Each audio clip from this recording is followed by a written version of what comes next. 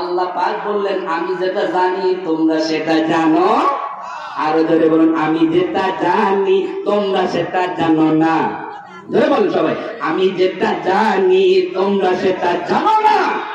ধরে বলেন আপনারা, আমি যেটা পারি তোমরা সেটা পারো না।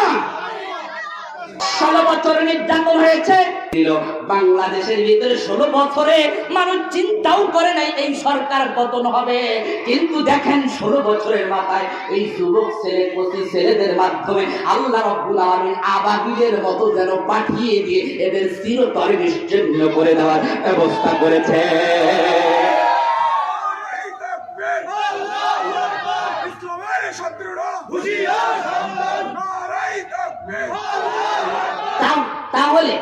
তাহলে বোঝা যায় আল্লাহ যেটা পারেন মানুষ সেটা চিন্তাও করতে পারে না।